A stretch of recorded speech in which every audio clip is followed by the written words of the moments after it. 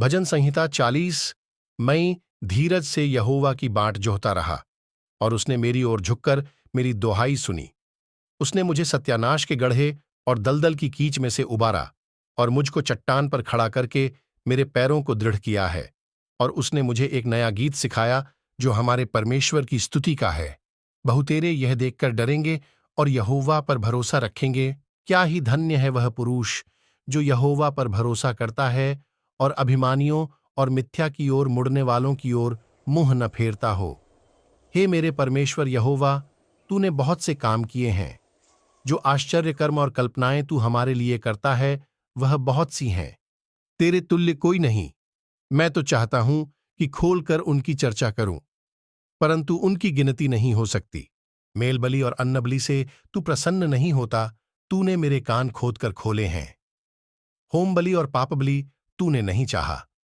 तब मैंने कहा, देख, मैं आया हूं, क्योंकि पुस्तक में मेरे विषय ऐसा ही लिखा हुआ है। हे मेरे परमेश्वर, मैं तेरी इच्छा पूरी करने से प्रसन्न हूं, और तेरी व्यवस्था मेरे अंतकरण में बनी है। मैंने बड़ी सभा में धर्म के शुभ समाचार का प्रचार किया है। देख, मैंने अपना मुंह बंद नहीं किया। हे यहोवा, तू इसे जानता है। मैंने तेरा धर्म मन ही में नहीं रखा। मैंने तेरी सच्चाई और तेरे किए हुए उद्धार की चर्चा की है। मैंने तेरी करुणा और सत्यता बड़ी सभा से गुप्त नहीं रखी। हे यहोवा, तू भी अपनी बड़ी दया मुझ पर से न हटा ले। तेरी करुणा और सत्यता से निरंतर मेरी रक्षा होती रहे, क्योंकि मैं अनगिनत बुराइयों से घिरा हुआ हूं।